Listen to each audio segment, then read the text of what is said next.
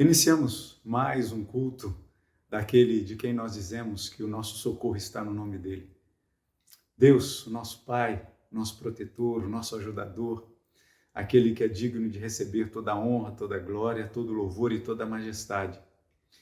De quem nós dizemos também, como bem diz o livro de Eclesiastes, no capítulo 5, dizendo que quando nós chegamos à casa do Senhor, quando nós chegamos à presença do Senhor, é melhor que nós estejamos preparados para ouvir do Senhor. E é o que vamos fazer nesta noite, deste domingo, dia do Senhor, separado para o culto, para o louvor, para a adoração dele. E vamos fazer uma oração de adoração nessa hora, glorificando, bendizendo o nome daquele que é o Senhor deste culto, o Senhor da nossa vida, o Senhor da história, o Senhor da criação. Vamos então orar. Deus, bendito e amado, nós louvamos o nome do Senhor. Bendizemos a sua presença, que é justa, que é santa, que é bendita. Senhor, nós glorificamos e exaltamos a sua majestade, Senhor, pois o Senhor governa todas as coisas. Senhor, nós reconhecemos a nossa pequenez diante da sua grandiosidade. E é por isso, Pai, que nós colocamos juntos os nossos corações nessa hora, para juntos glorificar, exaltar e bendizer o nome do Senhor. Pois só ao Senhor nós devemos prestar culto, prestar adoração. Por isso, Senhor, recebe a cada um de nós, a cada um dos filhos teus que se colocam neste domingo, nessas horas da noite, para glorificar, exaltar e bendizer o seu nome. E fala conosco, Senhor, porque os nossos ouvidos querem estar preparados para ouvir o que o Senhor tem a dizer para nós nessa noite. Por isso, Senhor, atende a nossa oração, pois a fazemos em nome de Cristo Jesus, o nosso Senhor. Amém e amém. Continuemos a louvar, a bendizer e exaltar o nome do nosso Deus.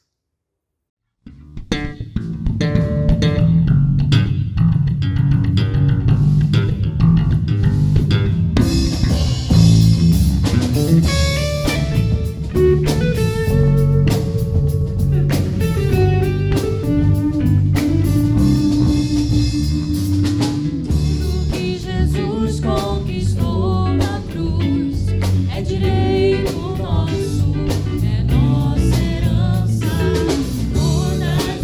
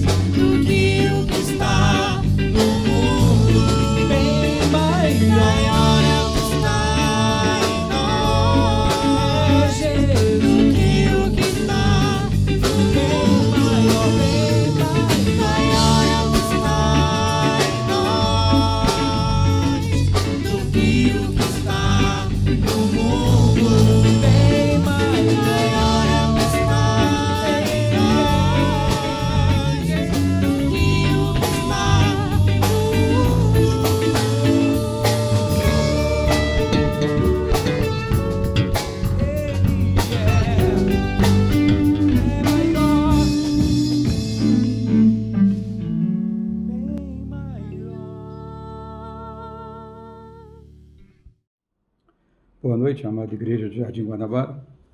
Chegamos agora no nosso momento de contrição. Momento esse que elevamos os nossos pensamentos a Deus, pedindo perdão pelos nossos pecados. Sabemos que somos pecadores e, como pecadores, carecemos da bênção e do perdão de Deus. E para que haja o perdão e a bênção de Deus, nós precisamos, como pecadores, reconhecer diante de Deus os nossos pecados. Isso tem sido uma coisa muito complicada e muito difícil para algumas pessoas, porque hoje em dia muita coisa já não tem sido mais encarada por outras pessoas como pecado, como coisa errada. E isso tem contaminado algumas pessoas e todas têm colocado nas suas mentes, nos seus corações, de que não estou fazendo nada de errado.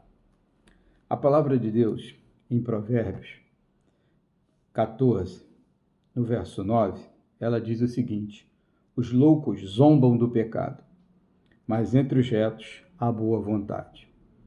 Os loucos zombam do pecado, mas entre os retos há boa vontade. Realmente, quem não tem Cristo no coração, aquele que não aceitou a Cristo como seu Salvador, realmente zomba do pecado. Por isso que é tido na Bíblia, quando Deus dotou o seu servo Salomão para escrever o livro de Provérbios com toda a sabedoria, ele coloca de muita forma que os loucos zombam do pecado. Aquele que zomba, que não acha que é pecado, é louco. E temos visto isso acontecer. Infelizmente, nos dias atuais, muitas pessoas têm entrado neste mesmo caminho e começam a zombar do pecado, dizendo que não existe pecado, que não tem pecado, que todas as coisas a gente pode fazer e não precisamos dar conta a ninguém. Sabemos que a questão de pecar é errar o alvo. O nosso alvo é Cristo. E para que nós nos aproximemos cada vez mais de Cristo, precisamos ter uma vida cada vez mais pautada na palavra de Deus, cada vez mais acertando o nosso alvo, que é nos aproximando de Cristo e sendo seus imitadores, assim como Paulo falou que ele era de Cristo. Nós precisamos ter isso, porque a Bíblia nos chama também e nos fala de que, se confessarmos os nossos pecados, Deus, Ele é fiel e justo para nos perdoar os pecados. E só assim, tendo os nossos pecados perdoados por Deus, é que podemos adentrar as mansões celestiais, é que podemos fazer parte da grande família de Deus. Há necessidade de confissão, já falei isso por diversas vezes. Não é porque Deus não sabe o que nós fazemos, não é porque Deus não conhece o nosso pecado. Pelo contrário, a necessidade de fazermos a confissão é para que nós mesmos possamos reconhecer que erramos. Enquanto não há um reconhecimento de que praticamos alguma coisa errada, nós não nos consertamos, vamos continuar fazendo coisa errada. Por isso que aqui na leitura de Provérbios chamam que os loucos zombam do pecado. Os loucos zombam do pecado porque eles não entendem que estão fazendo errado e continuam fazendo cada vez mais de forma errada, cada vez mais pecando, não seguindo a palavra de Deus, desprezando os ensinamentos de Deus, desprezando Deus. Hoje em dia temos visto muitas colocações, pessoas fazendo coisas que seriam absurdas se não tivéssemos convicção daquilo que conhecemos, que é a palavra de Deus. Pessoas têm dito coisas nos meios a respeito de Deus, de Jesus, a respeito do Espírito Santo, e nos entristece muito o coração. E por isso que nesse momento precisamos ter esta convicção de não entrar neste mesmo caminho, não ir nesta direção errada, não ir nessa direção oposta à palavra de Deus. Precisamos estar cientes de que Deus é o único Deus existente e é o único que pode e tem capacidade de perdoar os nossos pecados e, com isso, nos restabelecer e nos dar a vida eterna. Vamos aproveitar esse momento de contrição. Vamos colocar os nossos pecados diante de Deus e vamos pedir o seu perdão. Feche os seus olhos aí, onde você está nesse momento, nos assistindo, e vamos orar e pedir perdão a Deus. Oremos. Santo e eterno Deus, Pai misericordioso, Pai bondoso, nós sabemos, ó Deus, que não somos merecedores de nada, muito menos do perdão. Mas Tu, na Tua infinita misericórdia, mandou o Seu Filho, Jesus, morrer por nós na cruz, porque também não teríamos capacidade de assumir essa responsabilidade, não teríamos capacidade de cumprir essa missão. Então precisou que o Seu Filho viesse ao mundo para, no meu lugar, cumprir a missão que seria impossível fazer. E Ele comprou o meu pecado, redimiu, Senhor, a minha vida. Somos pecadores. Confessamos diante de Ti os nossos pecados e Te pedimos que nos perdoe, ó Deus. Mesmo não sendo merecedores, mas rogamos pela Tua infinita misericórdia, para que possa nos abençoar, para que possa nos perdoar, para que possa nos restaurar. Ó Santo Deus, ouve cada oração que nesse momento estão chegando no Teu trono de graça. Ouve, ó Deus, cada confissão de cada pecado. Que Tu possa estar, Senhor, movendo com Teu Espírito os nossos corações, a estarmos impelidos a falar dos nossos pecados, a reconhecermos que somos pecadores, a reconhecermos que somos dependentes de Ti, ó Deus. Te pedimos a Tua bênção, te pedimos a Tua orientação, te pedimos, Senhor, que Tu possa ser com cada um de nós.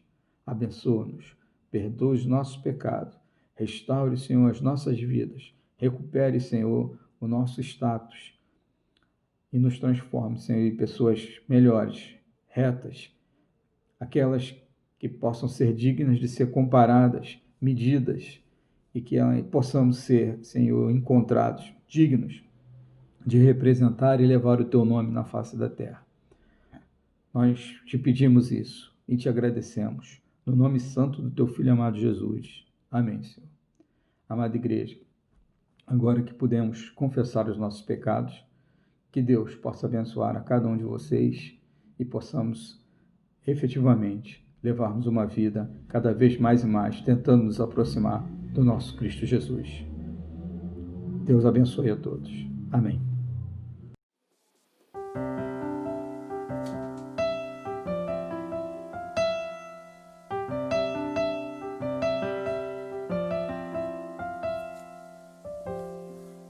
Ele não tinha qualquer beleza ou majestade para nos atrair.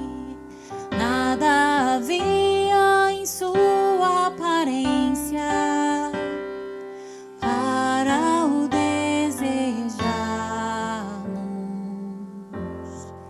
Mas rejeitado dentre os homens, ainda assim carregou nossas dores.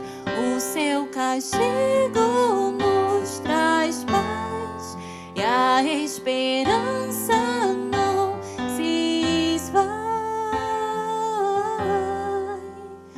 A oferta pela culpa Ele ofereceu para satisfazer o Criador. Ele morreu para que a sua luz em nós pudesse brilhar. O Filho do amor se entregou em nosso lugar.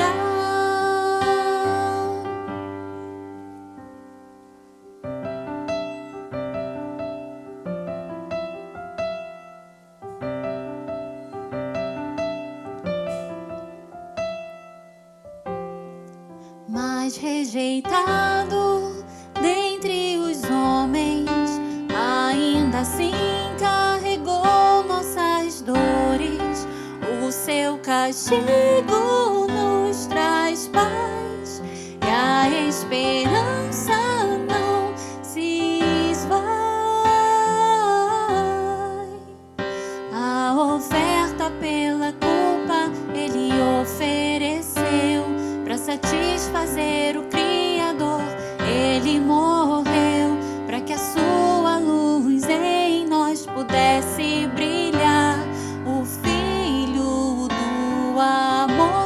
se entregou em nosso lugar.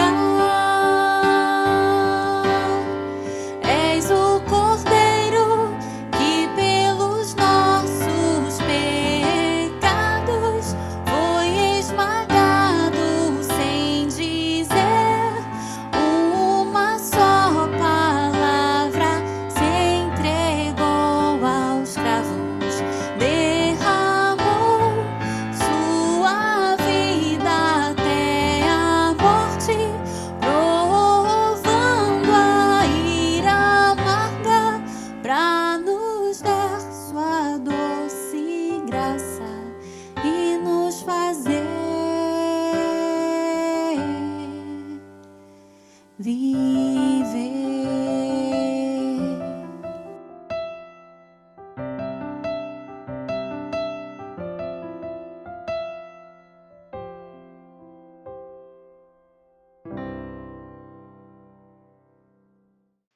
Boa noite, meus irmãos. Chegamos no momento do culto, onde nós refletimos sobre dízimos e ofertas.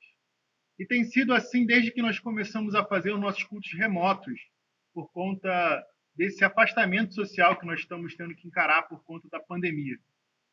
Eu assumo que quando o reverendo Vladimir me chamou para falar desse tema, eu hesitei. Dinheiro, falar de dízimo e oferta ainda é um assunto que constrange. Principalmente por conta das besteiras que a gente tem ouvido por aí, das besteiras que a gente tem ouvido principalmente pela internet, mas antes a gente também já ouvia pela televisão. Porém, rapidamente eu me lembrei de um versículo e aceitei o convite do reverendo Vladimir para falar desse assunto, que é o texto que eu quero compartilhar aqui com vocês hoje. Esse texto está lá em Mateus 5, do versículo 21 ao versículo 26, e eu convido você a ler aí na sua casa comigo. Diz assim a palavra de Deus: ouvistes que foi dito aos antigos: não matarás, e quem matar estará sujeito a julgamento. Eu, porém, vos digo que todo aquele que, sem motivo, se irar contra seu irmão, estará sujeito a julgamento. E quem proferir um insulto a seu irmão, estará sujeito a julgamento do tribunal. E quem lhe chamar tolo, estará sujeito ao inferno de fogo. Se, pois, ao trazeres ao altar a tua oferta, ali te lembrares de que teu irmão tem alguma coisa contra ti, deixe perante o altar a tua oferta. Vai primeiro reconciliar-te com teu irmão, e então, voltando, faze a tua oferta. Entra em acordo sem demora com teu adversário, enquanto estás com ele a caminho, para que o adversário não te entregue ao juiz, o juiz ao oficial de justiça, e sejas recolhido à prisão. Em verdade te digo que não sairás dali, enquanto não pagares o último centavo. Assim diz a palavra de Deus. Esse é um texto que se encontra no Sermão do Monte.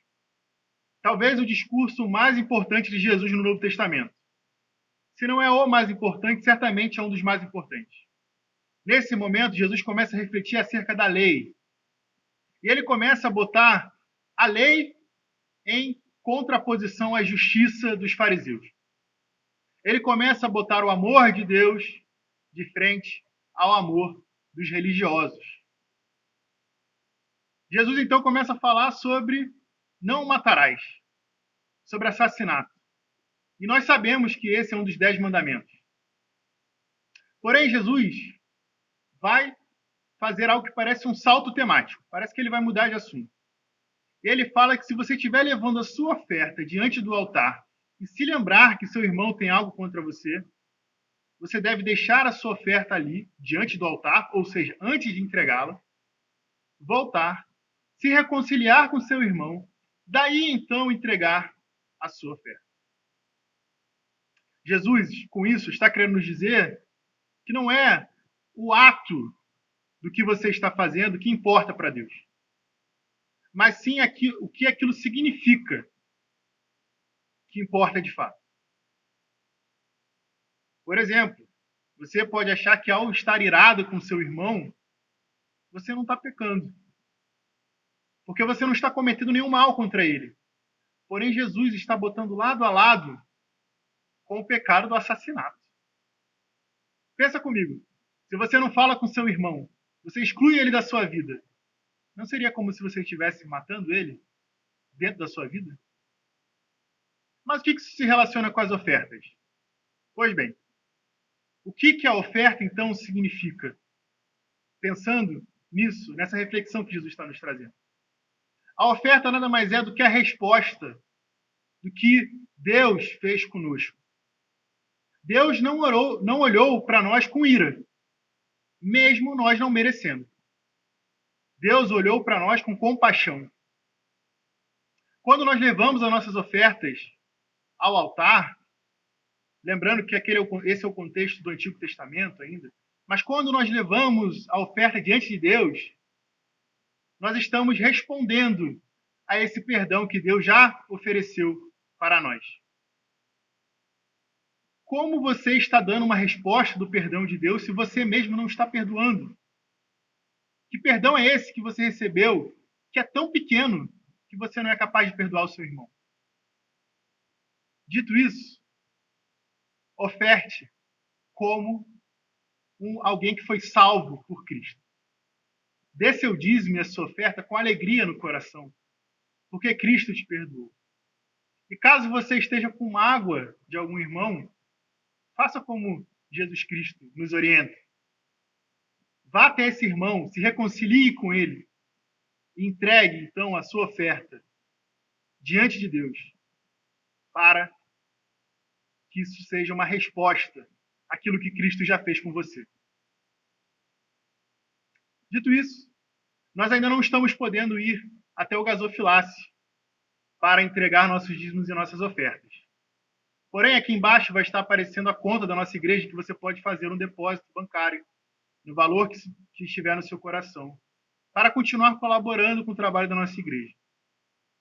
Saiba que é graças aos dízimos e ofertas que nós continuamos com os nossos trabalhos sociais, que nós podemos continuar entregando cestas básicas. Graças aos dízimos e ofertas que eu estou aqui, nesse sábado, editando o culto infantil. Eu uso a infraestrutura da igreja, por isso que eu estou aqui, para editar o culto das crianças. E graças aos dízimos e ofertas isso é possível. Então, eu gostaria de convidar você a orar comigo, agradecendo e pedindo a Deus sabedoria na administração desses valores. Então, eu convido você a abaixar sua cabeça e orar. Oremos. Senhor Deus, nosso Pai, obrigado, Senhor, porque o Senhor não olhou para nós com ira, mas olhou com olhos de misericórdia e nos deu perdão, Pai. Que nós possamos aprender a perdoar como o Senhor perdoou. Que nós possamos entregar a nossa vida como Cristo entregou. Não houve maior oferta do que a oferta que Cristo fez na cruz. E nós sabemos que qualquer valor que nós possamos dar para a igreja, em oferta ao Senhor, é pequeno, Pai. Porém, nós sabemos da importância disso. E por isso, nós te agradecemos, porque o Senhor tem nos capacitado, nos dado condições de continuarmos contribuindo, Pai.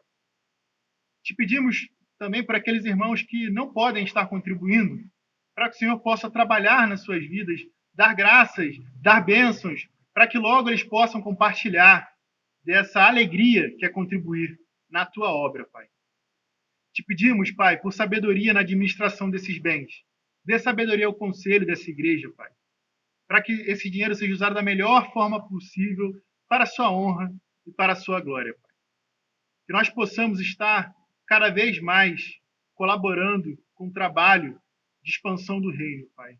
Que nós possamos cada vez mais estar dando com alegria aquilo que o Senhor já nos deu.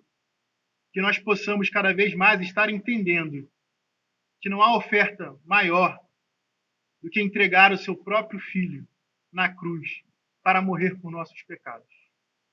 É isso que eu te peço e agradeço em nome de Jesus Cristo. Amém. Irmãos, continuamos com o nosso culto, mas antes, eu gostaria de falar para você que de repente ouviu essa reflexão aqui e ainda não experimentou esse perdão.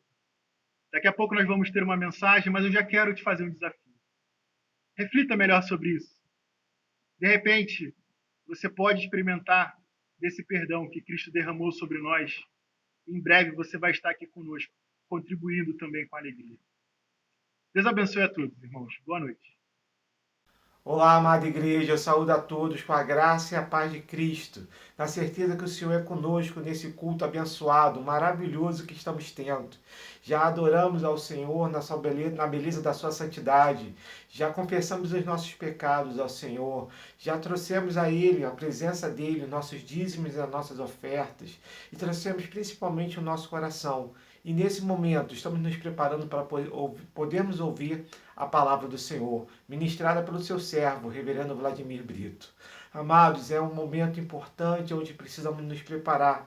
E é por isso que nós vamos orar, pedindo por iluminação, para que Deus seja conosco, da mesma forma que foi com seu servo na preparação dessa passagem, dessa palavra para nós. Vamos orar? Santo Deus e eterno Pai, nós queremos te glorificar, bendizer o seu nome, reconhecendo a tua soberania sobre as nossas vidas, porque tu és o Criador dos céus e da terra.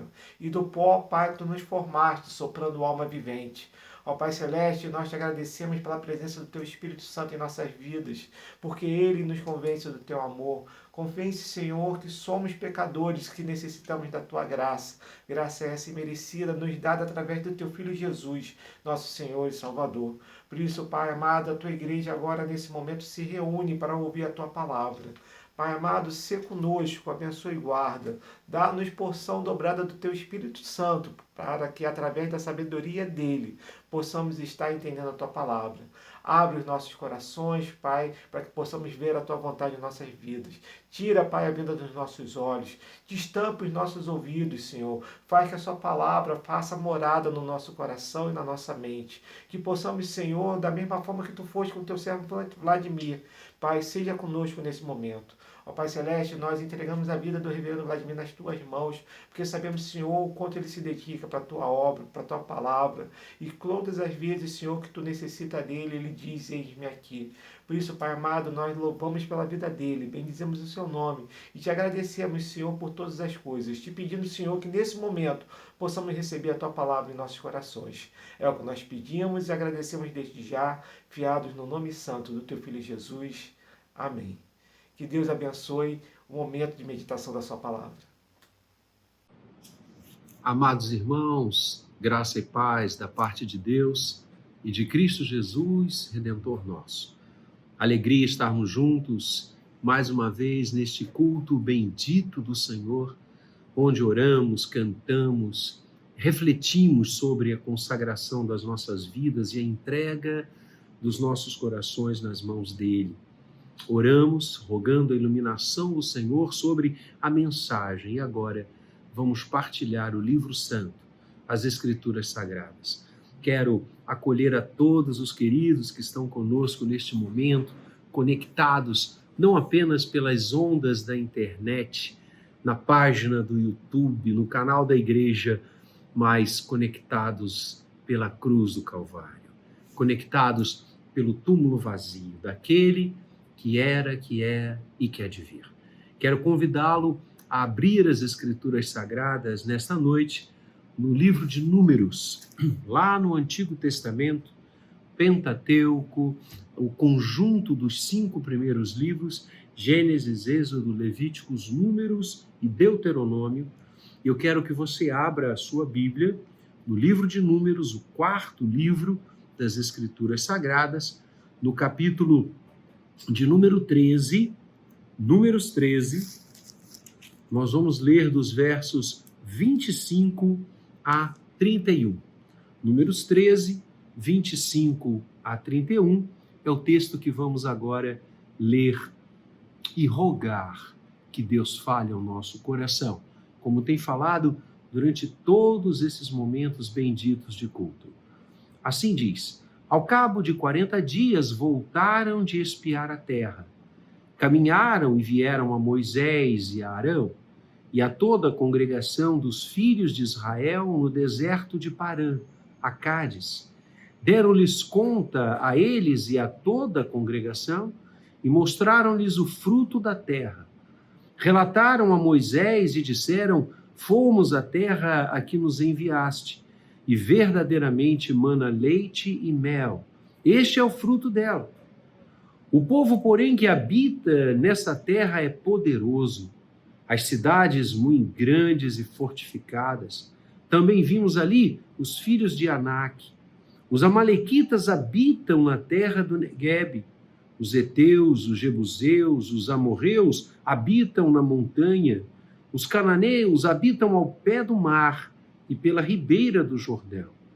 Então Calebe fez calar o povo perante Moisés e disse: Eia, subamos e possuamos a terra, porque certamente prevaleceremos contra ela.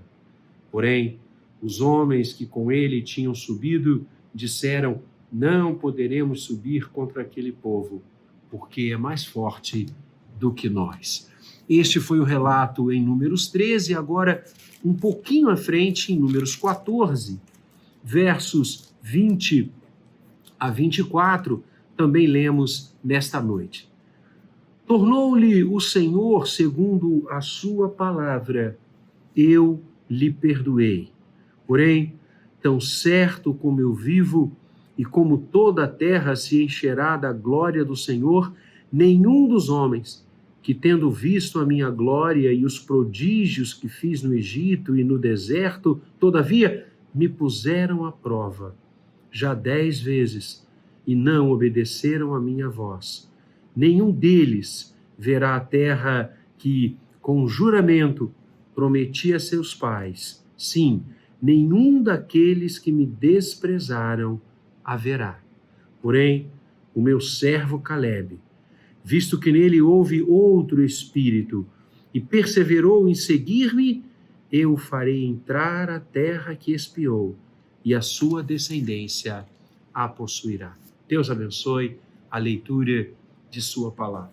Queridos irmãos, nós percebemos no dia a dia da nossa caminhada e nas experiências que nos cercam, das coisas que ouvimos e mesmo pela nossa prática, que o ser humano é profundamente inconstante. Há inconstâncias no nosso comportamento a todo instante. Inconstância, por exemplo, nas amizades. Quantas amizades vêm e vão? Quantos amigos que hoje estão profundamente juntos, ligados, irmanados mesmo, se afastam, se separam, se desentendem, ou mesmo aquela amizade vai se esfriando, vai se deslocando do seu centro maior de convivência, de comunhão, e daqui a pouco aqueles que eram tão amigos estão tão distantes. Há inconstâncias na vida profissional, como é comum desistências e reinícios em atividades seculares, como é comum trancamentos de matrículas quando alguém começa a estudar e percebe que não é bem aquilo, e a inconstância gera motivações no coração de desistência. Há inconstâncias, infelizmente, na vida conjugal. Quantos casais se separam, quantos lares se desfazem, lares que nasceram de promessas tão benditas colocadas no altar de Deus. Com o passar do tempo, com o passar das situações, as inconstâncias vão aumentando o rompimento relacional do casal, do casamento, da família. Há inconstâncias na vida espiritual. Quantas vezes e quantas narrativas ouvimos de irmãos que desempenhavam mesmo ministérios, funções abençoadoras no meio do povo de Deus. De repente, começam a se afastar, a esfriar, e o coração vai se tornando distante, e a vinda e a participação aos cultos vão rareando, e daqui a pouco estão mesmo fora da igreja. A inconstância parece ser uma marca da vida humana. E de fato assim o é. O coração corrompido, o coração que se afastou de Deus, é um coração inconstante. Mas quero falar com você na noite de hoje sobre um homem que não era nada inconstante. Pelo contrário, um servo de Deus que fez da constância das suas opiniões, das suas visões, dos seus propósitos, o tônus da sua vida, uma marca da sua caminhada. Quero conversar com você nesta noite sobre Calebe, um personagem bíblico tão desafiador e tão lindo de nós estudarmos. E quero pensar à luz da vida de Calebe, em especial nos textos que lemos, números 13 e 14, sobre os benefícios da perseverança. Os benefícios da perseverança. O texto que nós acabamos de ler situa-nos um momento bíblico da caminhada de Israel, que saída do Egito por força de Deus, o povo do Senhor que sai das garras daquela nação, que afasta-se da escravidão do Egito e começa a caminhar em direção à terra que Deus havia prometido e para a qual o Senhor os estava conduzindo, a terra que manaria leite e mel, na linda construção do poeta bíblico. E este povo caminha, Deus age poderosamente, não apenas no Egito para libertá-lo, mas Deus age durante a caminhada no deserto, durante este êxodo, esta peregrinação, e pouco tempo depois da saída do Egito, eles chegam em Cades Barnea, que é a porta de entrada da Terra Santa. E ao chegar ali, Moisés, sabiamente, ouvindo a voz de Deus, ele separa um grupo muito especial, representativo das tribos de Israel, por isso esse grupo recebe o nome dos 12 espias, e Moisés os envia literalmente a espiar a Terra Santa, a olhar, a ver o que aguardava o povo de Israel, a nação de Israel. E eles então fazem isso, e é o que nós lemos no capítulo 13, versos 25 a 31. Eles andam pela terra, eles caminham e voltam. E quando eles voltam, todo Israel se reúne. Moisés, Arão, todo o povo. E eles relatam o que nós acabamos de ler. Eles dizem que a terra é maravilhosa, a terra é produtiva, mas ela era habitada por homens fortes, por povos que queriam dizimar Israel, queriam destruir Israel.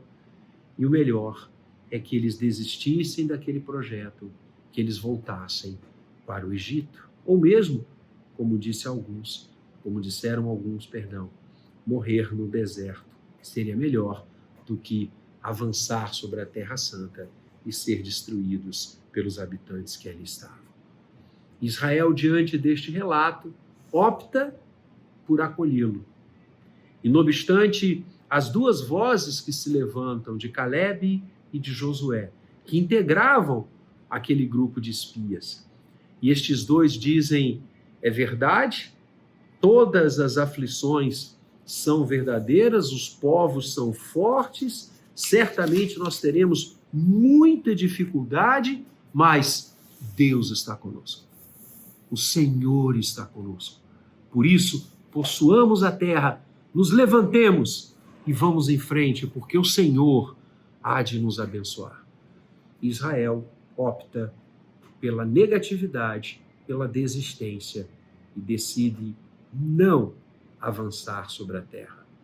E você ouviu, nós lemos, que Deus então estabelece que toda aquela geração morreria no deserto, com exceção de Josué e Calebe. Eu quero falar de Calebe nesta noite para você. E este homem, um homem marcado pela perseverança, um homem que se notabilizou por um homem que não desiste dos seus propósitos, não desiste das intenções que Deus colocara em seu coração, nos traz ensinamentos maravilhosos sobre os benefícios da perseverança. O primeiro benefício que eu vejo é o contexto da perseverança.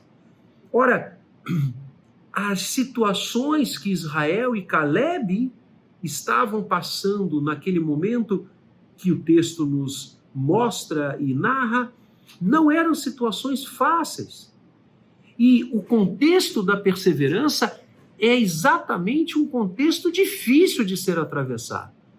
Por isso a palavra perseverança significa permanecer firme, ser constante, prosseguir, continuar, avançar e não obstante as dificuldades. Esse é o contexto.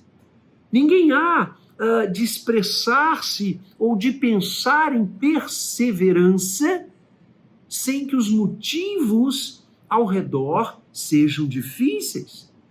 Por isso o apelo de Caleb. E reparem, queridos, que em nenhum momento na fala deste servo de Deus, lida aqui por nós nesta noite, ele mitiga as situações.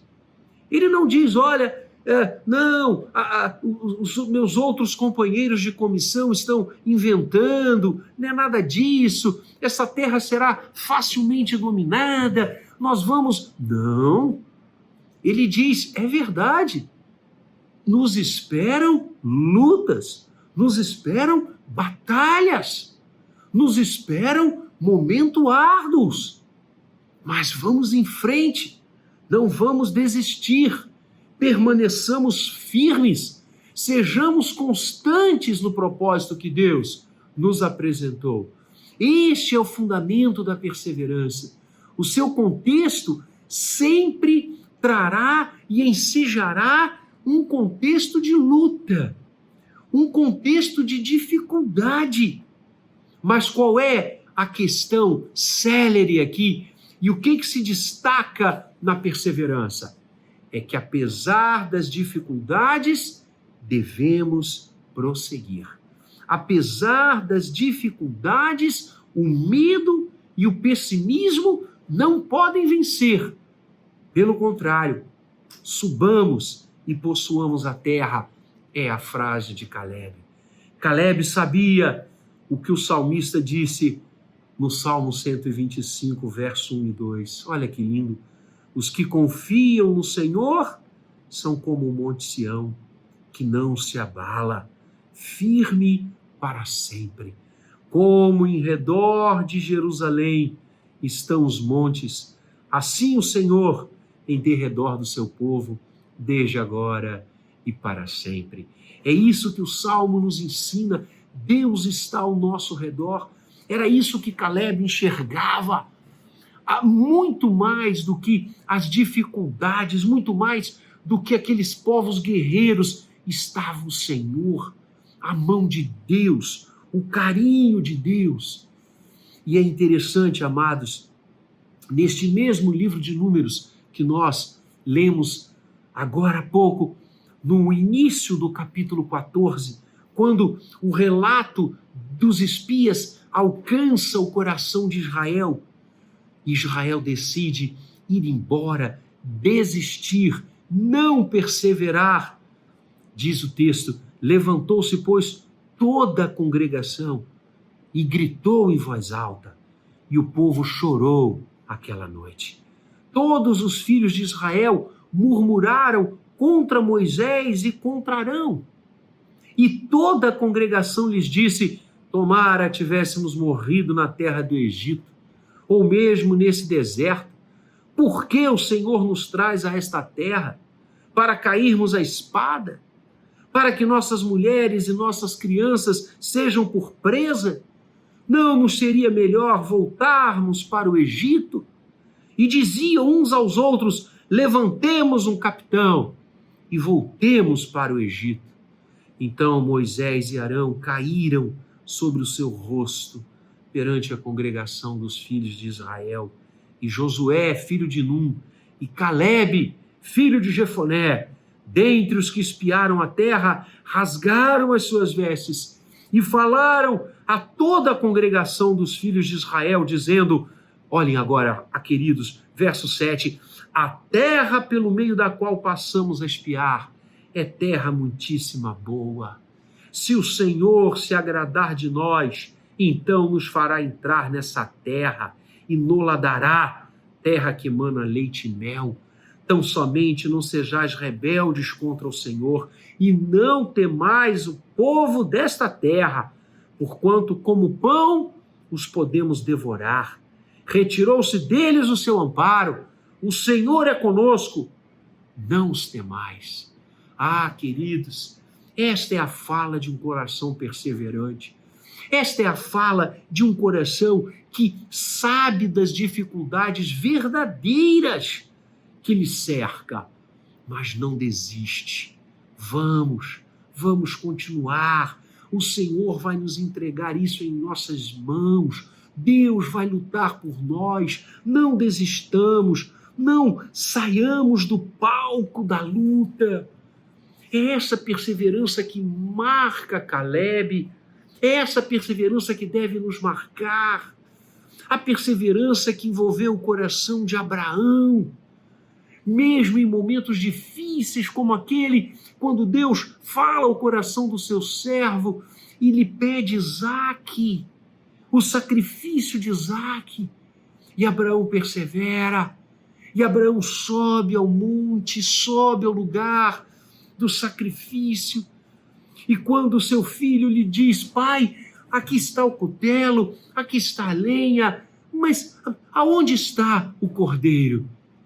Abraão diz: Deus proverá, e é linda essa passagem, arrepia-nos, porque aquele homem de Deus sabia e podia contar com o Senhor, e quando ele ergue a mão, o anjo lhe aparece e diz: não faça nenhum mal ao teu filho, aqui está.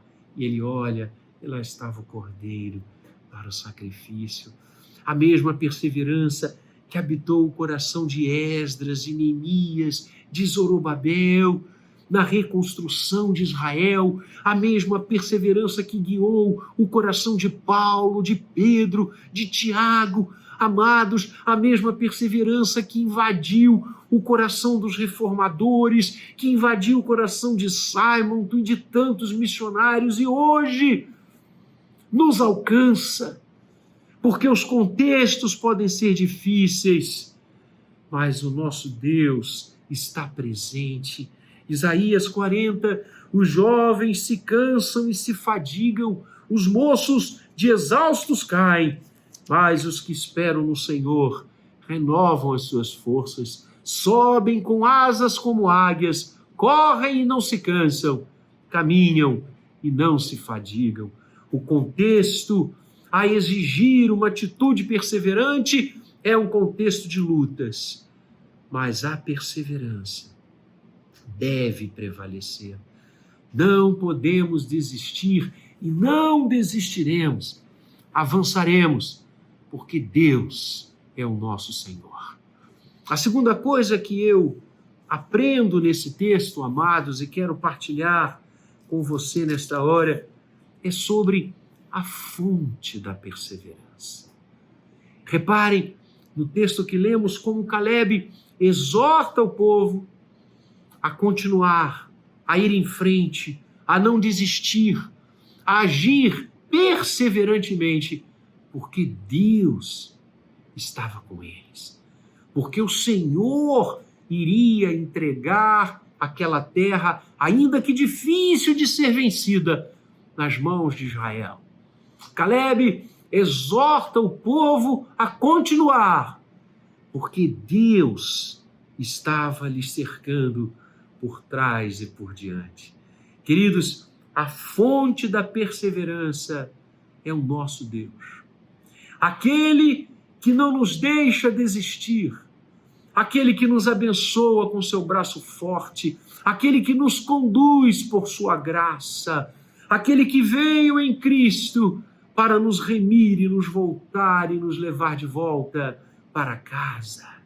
Ele é a fonte da nossa perseverança.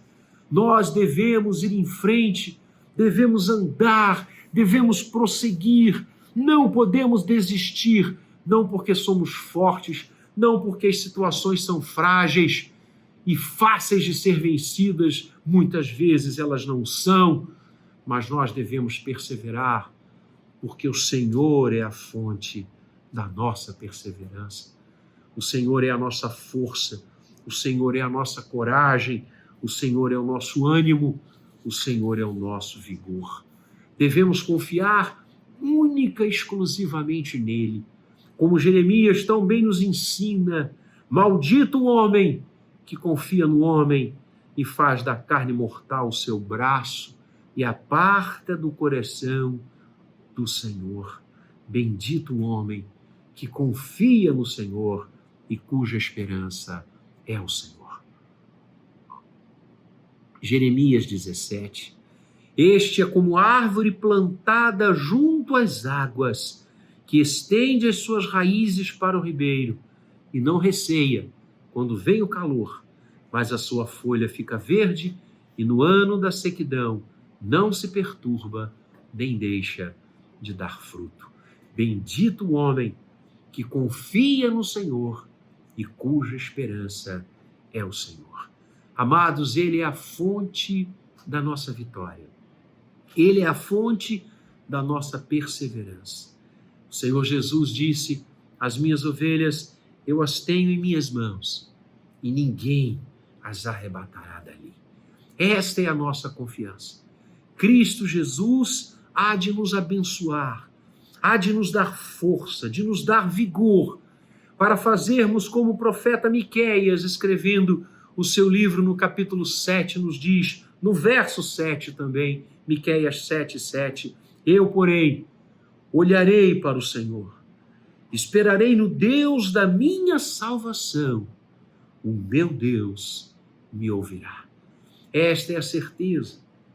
Amados, quando nós estudamos a história da igreja, quando nós olhamos para o livro de Atos, nós vemos que os homens de Deus, as mulheres de Deus, os servos e as servas que perseveraram, que conseguiram, e não obstante toda a perseguição, toda a espada, todas as bestas feras de Roma, quando nós olhamos para os períodos da história e vemos que sempre houve aqueles que não desistiram, os Calebes, os Josués e tantos outros que nunca voltaram para trás, que não olharam e tiraram seus olhos do Senhor, nós vemos que apenas a graça de Deus pode fazer isto.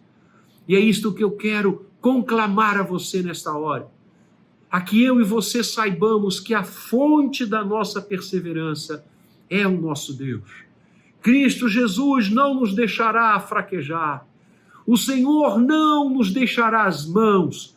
Como diz o profeta Isaías, eu, Senhor teu Deus, te tomo pela tua mão direita e te digo, não temas, que eu te ajudo. Esta é a nossa vitória. A nossa vitória reside em Cristo Jesus. É nele. Ele é a fonte. Ele é a nossa força.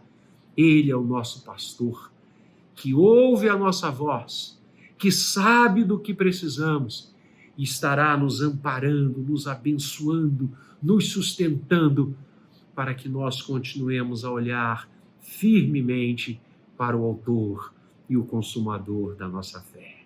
Louvado seja o nome do nosso Deus. E a terceira coisa que quero pensar com você nesta noite, além do contexto da perseverança, além da fonte da perseverança, é a recompensa da perseverança. Reparem, no texto que acabamos de ler do livro de Números, Deus diz que de toda aquela geração, somente Josué e Calebe entrariam na terra prometida, porque Calebe perseverou na minha presença. Calebe está na minha presença. Amados, a recompensa que Calebe recebeu por ter deixado seu coração fixo em Deus, por não ter desviado seus olhos, reparado na força do vento, nas dificuldades, que lhe cercavam, a recompensa, foi a entrada na Terra Santa. E aí isso aconteceu. Ele e Caleb ingressaram na Terra Santa junto com uma nova geração que nasceu no deserto. Porque, como a gente já tem falado muitas vezes aqui, Cades Barneia era a porta de entrada da Terra Santa. E como o povo disse não, como o povo não perseverou, escolheu desistir, eles voltaram a peregrinar pelo deserto e levaram mais 38 anos, até que voltaram quase que ao mesmo ponto. E aí então, sob a liderança de Josué, ingressaram na Terra Santa, vencendo todos aqueles povos que quase 40 anos atrás, Caleb disse: vamos, porque nós vamos vencer, porque Deus vai nos entregar esses povos em nossas mãos. Deus nos dará a vitória. Esta é a recompensa. Ingressarmos na presença eterna do Senhor.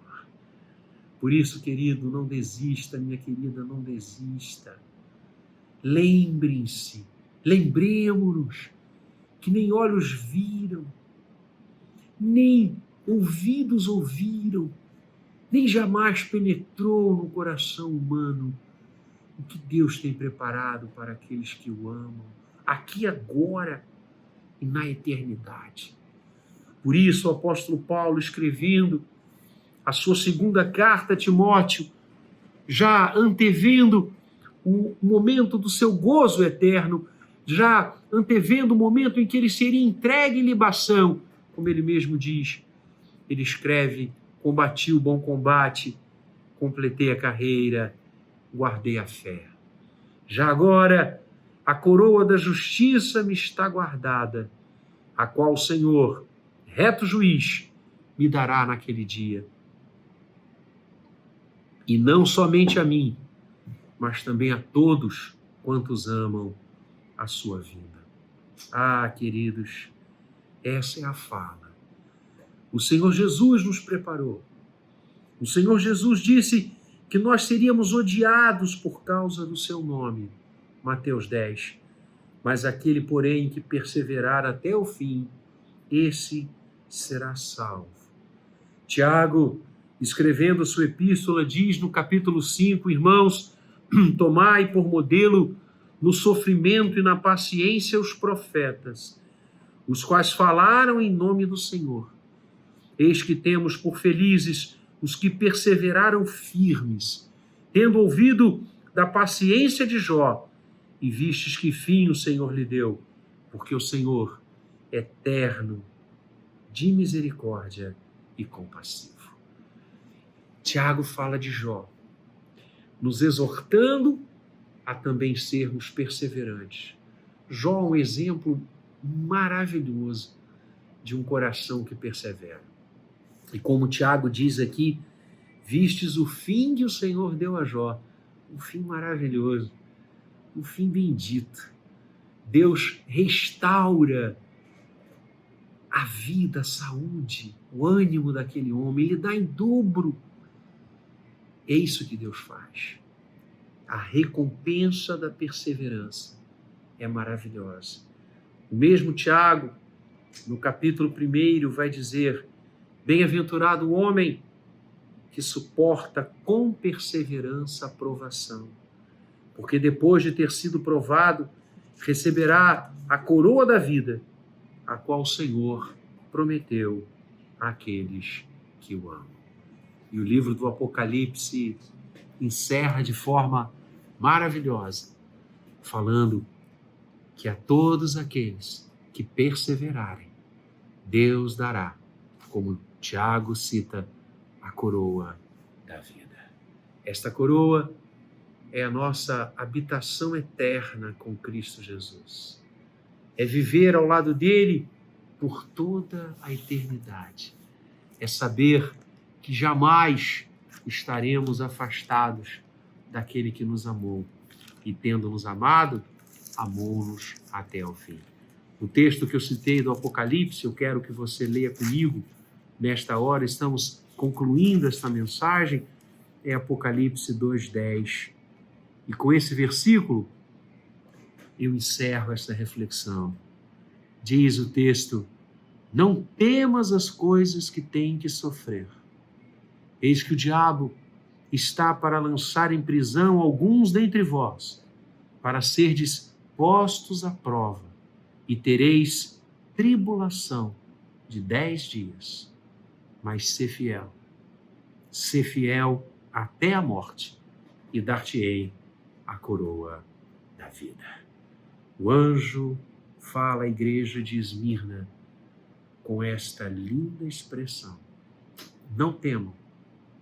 O diabo vai gerar sofrimentos, as situações serão aflitivas, as tribulações serão muito fortes, mas sejam fiéis, fiquem firmes, sejam perseverantes, ser fiel até a morte, se necessário for, e dar-te-ei a coroa da vida. Sim, amados, o contexto da perseverança é um contexto de dificuldade, de lutas, de enfrentamentos.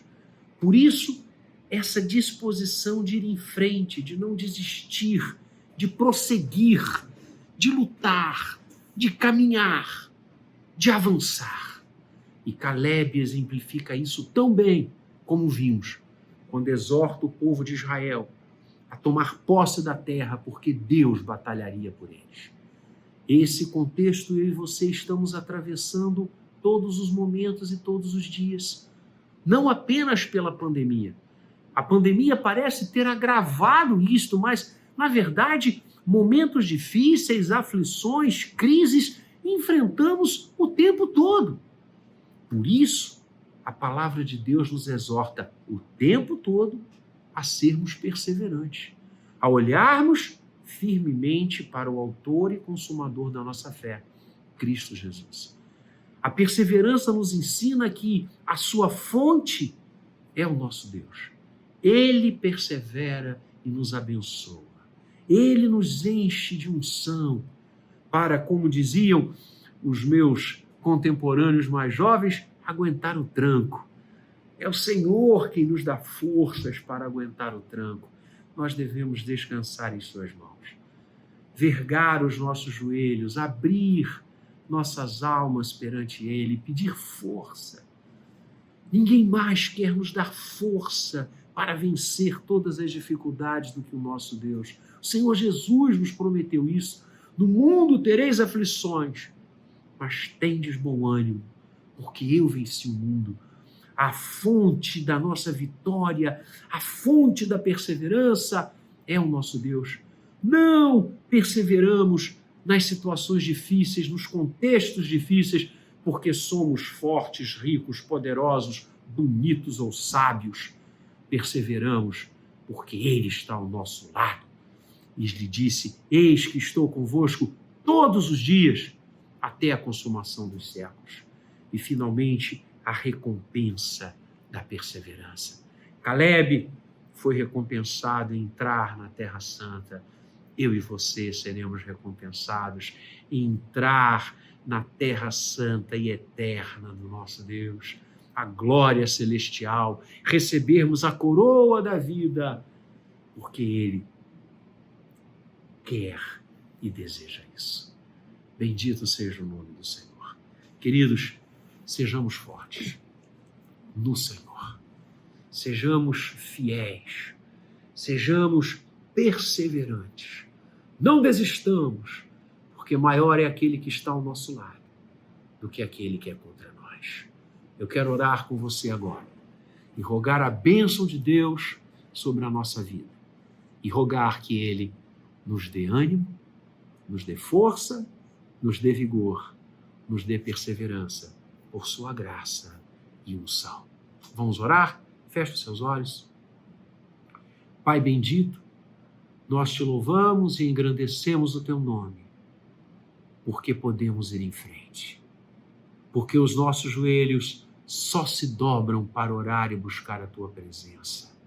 Nossas mãos se tornam firmes na tua bênção e diante do Senhor. Obrigado porque, como Caleb, temos benefícios maravilhosos da perseverança. E rogamos agora, Pai, a Ti, que assim como teu servo, assim como tantos servos e servas na história perseveraram e perseveram, que também nós perseveremos diante de Ti. Que também nós estejamos juntos ao Senhor, em todas as horas. Não desistamos, por maior que seja o problema ou a dificuldade, porque a Tua graça, o Teu amor e a Tua misericórdia nos secundam, nos aninham, nos fortalecem. Ó Deus, que estejamos sempre firmes no Senhor, como diz o apóstolo Paulo, escrevendo aos Coríntios, naquele capítulo lindo sobre a ressurreição. Ele diz: amados, continuemos firmes e inabaláveis e sempre perseverantes na obra do Senhor, sabendo que na obra do Senhor e nela o nosso trabalho jamais será vão. Ó Pai Santo, abençoa a Tua igreja, nos dá olhar firmemente para Ti e nunca reparar na força do vento, reparar nas dificuldades, reparar nos problemas. Ao contrário, que estejamos na Tua bênção e perseverantemente em Cristo Jesus. Essa é a nossa oração por Ele, em nome dEle e para a glória dEle, Senhor. Amém e amém. Deus abençoe a sua vida. Sejamos perseverantes, porque os benefícios são maravilhosos. Amém. E agora, amada Igreja Presbiteriana do Jardim Guanabara e todos aqueles que professam o nome do Senhor Jesus Cristo, recebei a bênção do Senhor. Que o Senhor te abençoe e te guarde. Que o Senhor faça resplandecer o rosto sobre ti e tenha misericórdia de ti. Que o Senhor sobre ti levante o rosto e te dê a paz. E que a maravilhosa graça do nosso Senhor Jesus Cristo, o amor de Deus, o nosso eterno e único Pai, e que as consolações e o fruto do Espírito sejam sobre todos vocês, não somente hoje, mas pelos séculos dos séculos. Maranata, ora vem, Senhor Jesus. Amém. Deus te abençoe e tenha uma ótima semana.